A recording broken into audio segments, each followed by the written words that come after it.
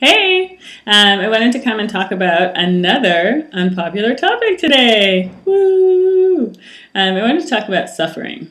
That's one of the biggest things that is different from like just being human, from our nature to being a Christian, is the way that we deal with pain, the way that we deal with suffering. So growing up and just like in our hearts, whenever we feel pain, whenever somebody hurts us, what we want to do is strike back, hurt them, whether that's emotionally, physically, even mentally, either we want to like deflect all of the hurt from ourselves and put it on somebody else, put the blame on somebody else. We may want to actually hit them, strike out at them, or we may want to just make them feel the way that we feel, like we become, and so in doing that, we become like the judge for ourselves, where we're like, you hurt me, and so I decide that I'm going to hurt you until you're as hurt as I think you deserve. So, yeah, that's like the kind of the wonder of what Jesus did for us. If we read in John 1, this is one of my favorite passages, and one of those that I remember when I first started reading the Bible, I read this passage and I was like, I don't really know what that means. It's very beautiful, but I don't really know what it means. But it's John 1, 1 through 4, and it says, "In the beginning was the Word, and the Word was with God, and the Word was God. He was with God in the beginning. Through him all things were made. Without him nothing was made that has been made. In him was life, and that life was the light of all mankind. The light shines in the darkness, and the darkness has not overcome it." And so it's actually 1 through 5. But yeah, so this is talking about Jesus, basically. So Jesus is the Word, and then we have the Word, the Bible. So that's really awesome. That means that when we read the Bible, we're actually in contact with Jesus. That's how we contact Jesus now, how we get to be close to him now. Since we're not living when he is alive in the flesh, he's still alive, but he's alive as a spirit. And the way that we get to come into communion with him is through the Word. So that's why the Bible is so important, and that's why if you reject the Bible, you ultimately reject Jesus, and you reject God. Because what this passage is saying is that the Word, Jesus, was there before anything, So nothing that's been created, nothing that's been made, all of the earth has been made without him. So Jesus wasn't this guy who just kind of showed up towards the end and changed the game. He actually was there from the very beginning, and all of the earth and all of us have been created through him.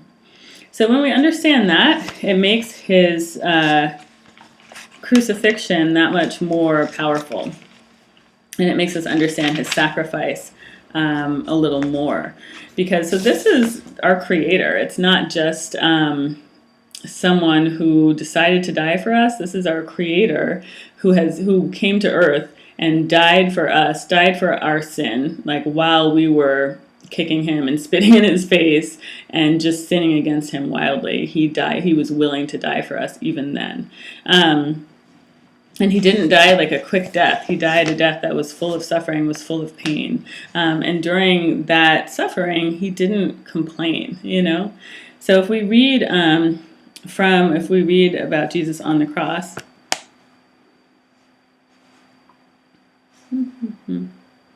so in Matthew 27, verse 39, it says, "Those who passed by hurled insults at him, shaking their heads and saying, 'You who are going to destroy the temple and build it in 3 days, save yourself. Come down from the cross if you are the Son of God.' In the same way, the chief priests, the teachers of the law, and the elders mocked him. 'He saved others,' they said, 'but he can't save himself. He's the King of Israel. Let him come down now from the cross, and we will believe in him. He trusts in God. Let God rescue him now if he wants him, for he said, I am the Son of God.' In the same way, the rebels who were crucified with him also heaped insults on him." So this is God, Jesus is fully God and fully man. He's created Like he's created everything that we can see, everything that these people who are living at that time can see. He's created them.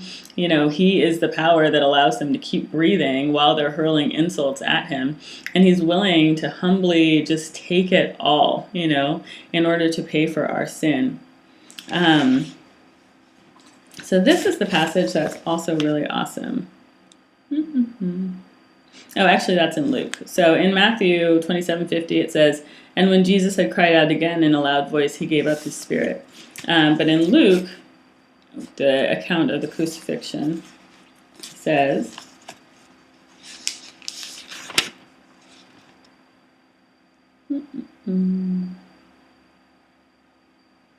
okay, so in Luke 23:44, it says, "It was now about noon, and darkness came over the whole land until 3 p.m, for the sun stopped shining." At the brightest part of the day, from noon to 3, there was no sun while Jesus was being crucified.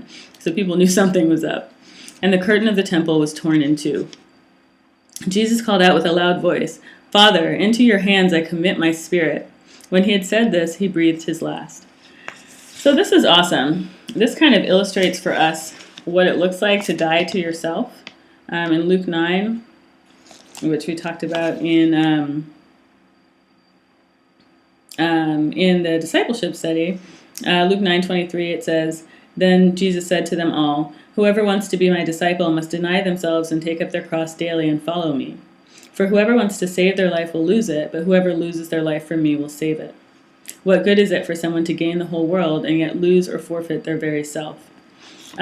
So in order to follow Jesus, we have to die to ourselves. And this actually gives us a really good example of what that looks like. What Jesus says, "Father, into your hands I commit my spirit," that's kind of like what it looks like to die to yourself when you are suffering. When someone is you feel like someone's being unfair to you, or you're hurt by something, rather than crying out and being like, "Hey, this isn't right, I'm going to make you pay," you take it to God and rely on God and commit yourself into his hands. And that's what it looks like to die to yourself in the way that Jesus died on the cross. Physically, that's what when we feel hurt like physically sometimes, and it feels, and emotionally, it can feel really deep and really painful. And those are feelings that we want to push away. We don't want to have anything to do with them. But rather than doing that, if we are able to kind of stay in that pain, admit that we feel the pain, but not strike back, but trust ourselves to the Father, to God, then we get to share in Jesus' joy as well, which is the joy of the resurrection, the joy of life, and the joy of eternal life. So that's a really awesome trade there, although it's very hard to do in the moment. So yeah, that's just a little short thing, but I was just thinking about that today, and thinking about the way that sometimes we think of Jesus and his sacrifice as being weak, like these people were saying to him, "Save yourself, if you're so powerful, if you're so strong," but that his power is actually shown in his willingness to be weak, his willingness to be hurt, so that he can achieve a larger goal. And his trust, as we talked about in the submission video, his trust in the Father and in the Father's plan. So I would encourage us to study that out if that's interesting to you. And again, please get in touch with me if you would like to study the Bible, if you'd like to learn more. I'm happy to do Skype studies at any time. Again, if you're in California, we may be able to do an in-person study. So thanks again for watching. My email address is Samira, SAMIRA.Franklin, FRANKLIN @gmail.com. Okay, thanks.